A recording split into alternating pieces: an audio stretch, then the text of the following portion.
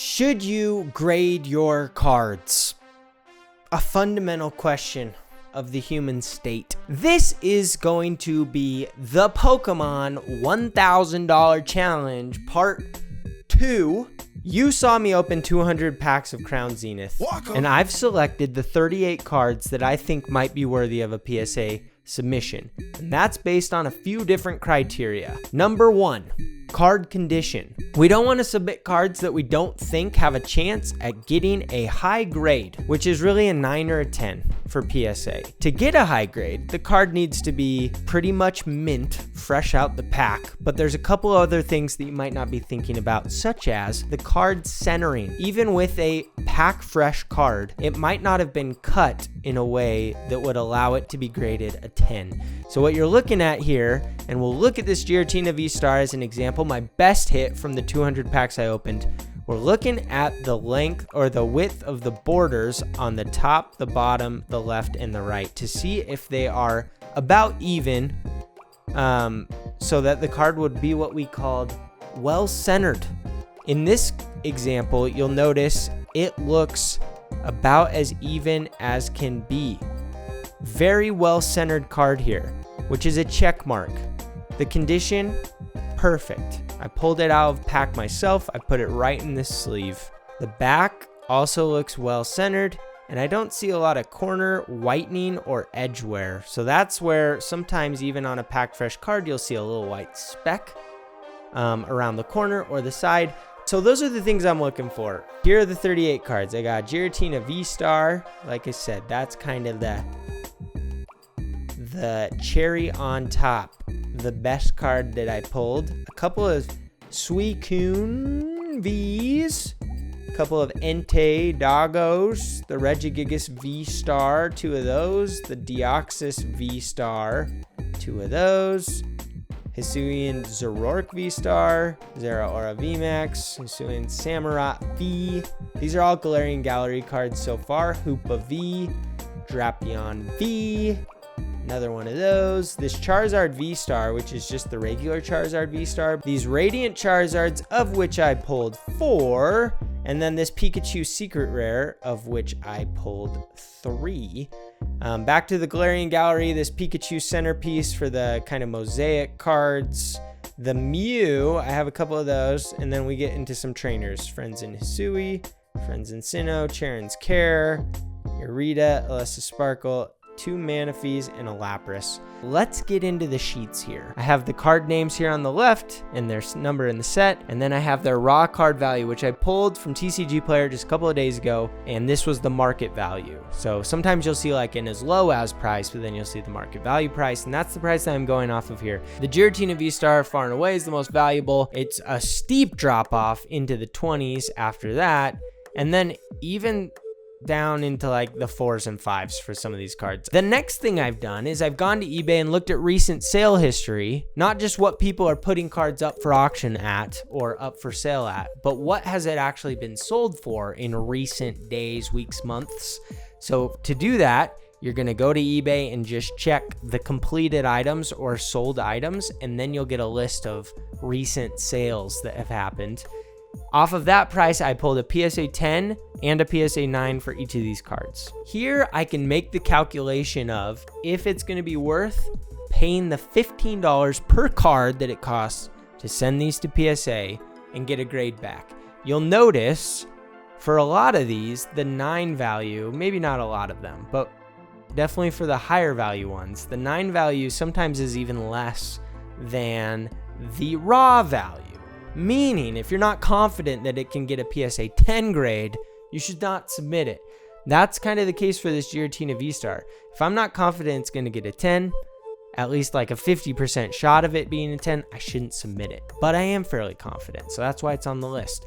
For these other ones, the 9 value is marginally higher than the raw card value. But keep in mind, I have to add a $15 fee to the card in order to achieve its graded form. So you would see this $30 PSA 9 for the Suicune V and the $23 raw, but really I gotta subtract $15 from the $30 because that's what it costs to get it graded.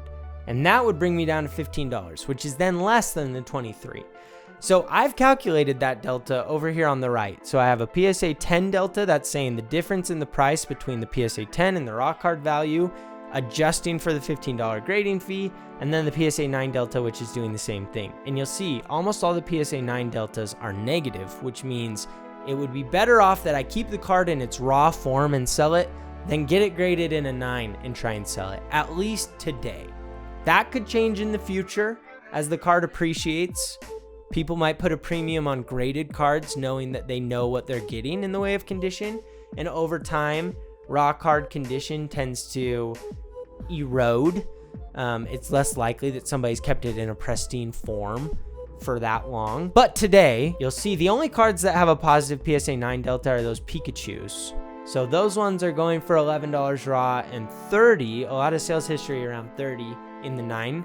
So even if I spend the $15 and come back 9s, I can make a $4 profit. But even then, is it worth it? You have to ask yourself. What this illustrates is I need 10s, okay? 9s aren't going to be good enough. I really need 10s out of this lot. If it's not going to 10, if it doesn't at least have like a 50% chance of being a 10, I shouldn't be grading it, okay? That's the harsh truth. And it's when you kind of get that sober look at reality that you realize this is a challenging game we're playing, this $1,000 challenge. It's not going to be easy. Hey, no one said it was going to be easy, but they said it would be worth it. And even that has been called into question. What's really nifty about this spreadsheet is I can put in what I think the card might be graded as, or even see what it's worth if I just leave it raw for this experiment that I'm doing, and see if I can make money. Essentially, in the top summation summary analysis area, I have in this first column, if all of them get 10s, I will have this much value in those cards, $2,240, and my cost will be $1,000 for the product. And then because I've graded every card, all 38, $570 for the grading fee. So after subtracting my costs, I come out $670 in the green. Probably not going to happen. Definitely not going to happen. And then if they're all 9s, I did the same calculation here. I submit 38 cards. The 9 values aggregated is $740.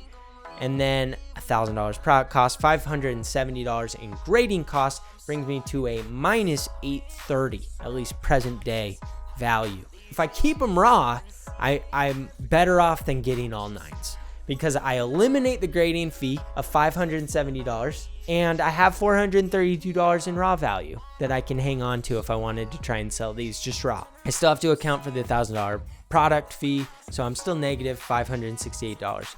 And then I have this my prediction column, which is where I can go in and select the grading outcome that I think is going to be achieved with the cards and see how that adjusts the calculation. So if I change this to raw, you'll notice I eliminate the $15 grading fee, and so it goes to $555. If I add it back to PSA 9, the grading fee goes back to $570, adding that $15 back to the card.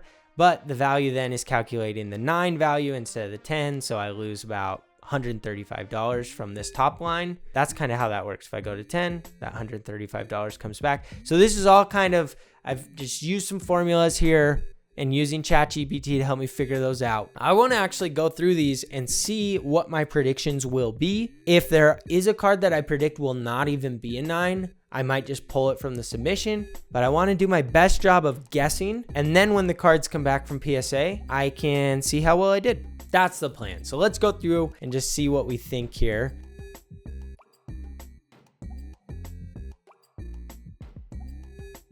There you have it. After evaluating what I honestly think these cards will come back from PSA graded, this is what I'm looking at. 32 cards in the submission. I kicked 6 out of there. I said, hit the road. And that was because I don't think they're even going to get a 9. If they're not going to get a 9, I'm definitely going to lose money by submitting those cards. They weren't like super high value cards to begin with. So 6 of them you'll see in the list. I've changed to raw. That does reduce my costs of grading. So now my cost of grading is $480. have the $1,000 product costs. I remain with $29 of raw product value, and then I end up with $1,545 of graded card value, and you'll see the breakdown over here, $1,340 in 10s, $205 in 9s, and I did make a note that a couple of those could be an 8, but I'm grading them anyway because I love that slab. The evaluation puts me at a positive $94 if everything comes back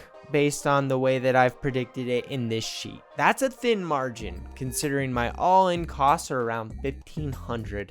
It's a 7.5% return on investment. Not great. Could have made 7% on a corporate bond. You'll see if they all come back 10s, my high end, like best case scenario for the 32 card submission in the whole experiment would be a positive $549. But my low end, say they were to all come back 9s, is a minus $791. So it's a pretty wide span of possibilities here, and yet my prediction puts me barely in positive territory. Part 3 coming up. We'll see how I did. It might take a month, might take 2 months. When I get these cards back, you'll be the first to know, I promise. And also, if you're interested in this spreadsheet, drop a comment. I can make a video that kind of goes over how you can build this spreadsheet, just each column, each row, what formulas I'm using, if you find that helpful. Let me know. We'll talk to you later. Thanks, Bug Brigade. Peace. Pull the shiny Charizard, I'm feeling so alive, yeah. I am like a legendary flying through the sky, yeah. Put you in a binder, you know I could treat you right.